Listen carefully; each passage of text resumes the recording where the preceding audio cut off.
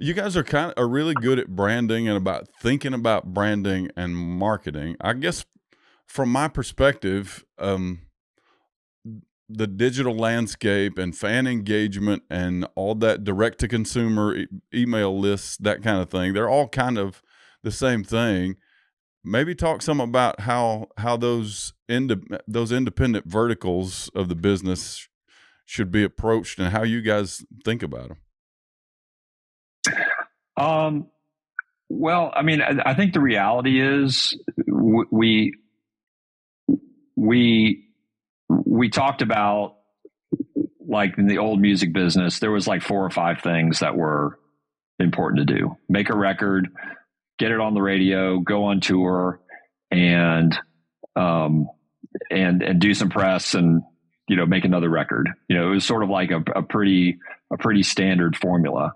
And the seismic change that has happened over the last 30 years has created incredible opportunity for artists, but it's also created like a really crowded playing field.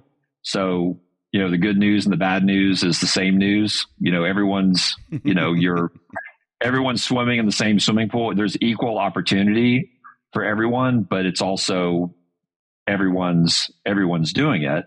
So, it just comes with a whole new set of issues. And also on the other side, on the customer side, you have unlimited choice about how you get your information.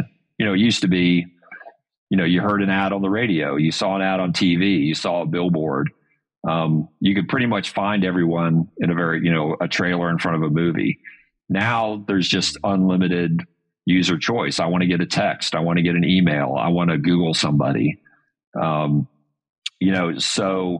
That creates a whole group of challenges. And I think it's different from every artist, but it just creates this necessity, and the necessity for the artist or a team or a company to figure out how to navigate all those places.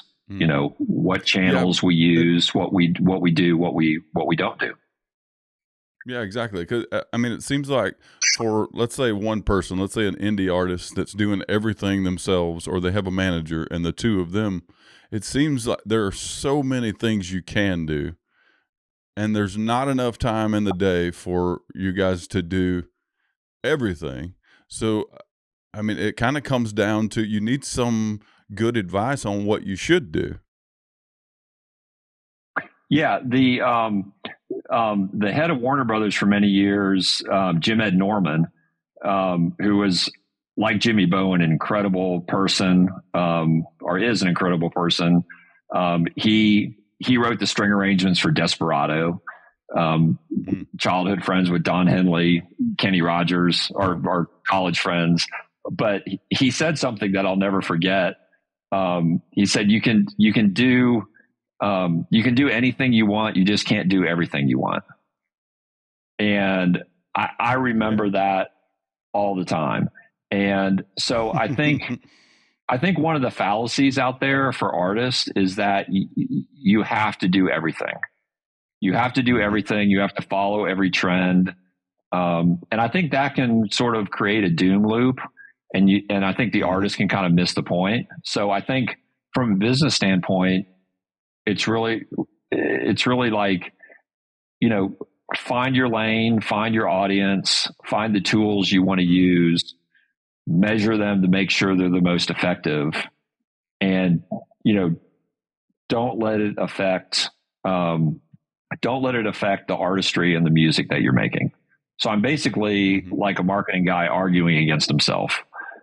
You need to spend most of your time making great music. Maybe it's good because you have to hire me, but I do think that, it presents some really unique challenges. And I hate it when I feel like an artist is getting caught up in all the things. Right. And I think there's so much kind of,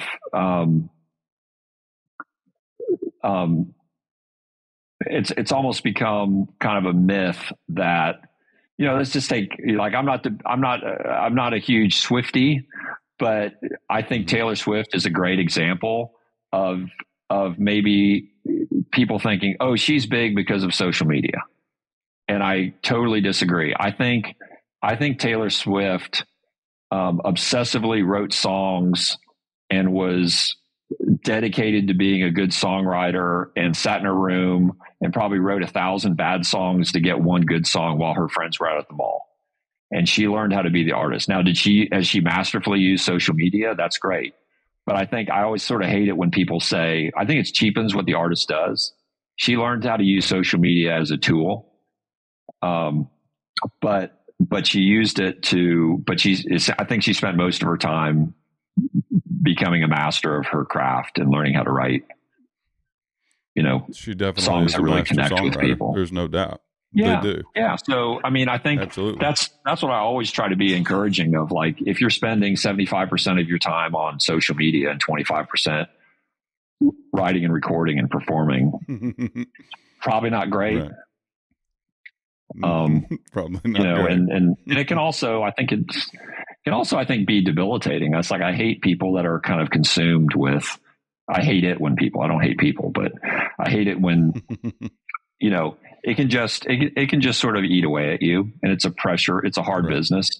And so I just want to be a person that's like, it's okay not to have to do everything, choose your lane. I mean, that is the beauty of social media and independent music and being able to put music out on your terms. So, like, why not take advantage of it and, find your people, find your lane. And it kind of comes down some to what do you want to be? I do think Taylor Swift, your example, I think she always wanted to be a songwriter. I think that was important to what she wanted out of the whole thing. If you just want to be famous, maybe being a TikTok star is going to be enough for you. Maybe you don't want the depth of being a poet or something like that. But I definitely do think that there's something underneath with her that's that I guess you call it a talent. I mean, if you do something for the 10,000 hours, I'm not sure it's a talent anymore. It's a developed skill at that point. Yes.